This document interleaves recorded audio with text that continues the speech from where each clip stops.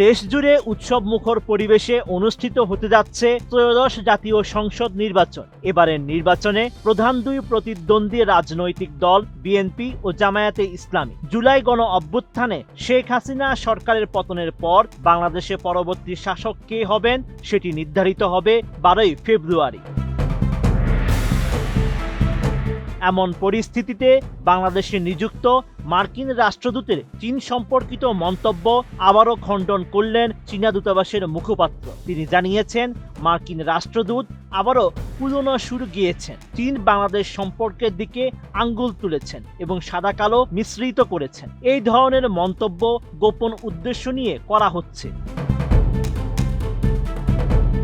গত 21 জানুয়ারি সাংবাদিকদের সঙ্গে আলাপে বাংলাদেশে নিযুক্ত মার্কিন রাষ্ট্রদূত ব্র্যান্ড ক্রিস্টেনসেন জানিয়েছিলেন, দক্ষিণ এশিয়ায় চীনের সামগ্রিক প্রভাব নিয়ে তিনি উদ্বিগ্ন এবং এ বিষয়ে যুক্তরাষ্ট্র সরকার স্পষ্ট অবস্থান নিয়েছে।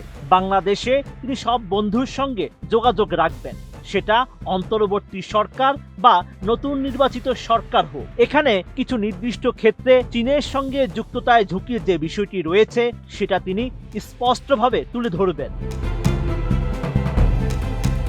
পেপসোডেন্ট চার্মিচেক 12 ঘন্টা জীবাণুদের সাথে লড়াই করে দিবে ডায়াবেটিস থেকে সর্বাধিক সুরক্ষা।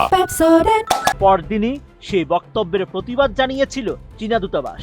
দূতাবাসের মুখপাত্র জানান, বাংলাদেশে নিযুক্ত যুক্তরাষ্ট্রের রাষ্ট্রদূতের এই ধরনের মন্তব্য দায়িত্ব জ্ঞানহীন ও সম্পূর্ণ ভিত্তিহীন। এসব মন্তব্যে শুদ্ধ আর ভুল গুলিয়ে ফেলা হয়েছে এবং এর পেছনে সুস্পষ্ট অসৎ উদ্দেশ্য রয়েছে।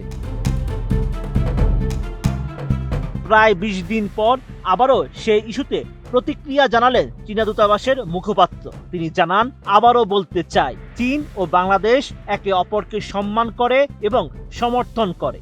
দেশগুলোর মধ্যে বন্ধুত্বপূর্ণ বিনিময় এবং পারস্পরিক উপকারী সহযোগিতার একটি চমৎকার উদাহরণ স্থাপন করেছে দুই দেশ। চীন দক্ষিণ এশিয়া দেশগুলোর বিশ্বস্ত অংশীদার। বন্ধুত্বপূর্ণ সহযোগিতার মাধ্যমে এই অঞ্চলে শান্তি ও স্থিতিশীলতা রক্ষা করছে চীন। একই সঙ্গে উন্নয়ন ও পুনরুজ্জীবনকে উৎসাহিত করেছে। এই অঞ্চলের জনগণও এটিকে সমর্থন ও স্বাগত জানিয়েছে।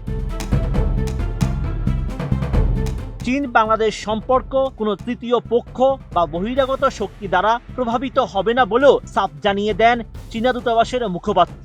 এই সম্পর্কে হস্তক্ষেপ বা বাধা দেওয়ার যে কোনো প্রচেষ্টাও ব্যর্থ হবে বলে উল্লেখ করেন তিনি। Sheikh Farid, ATN news.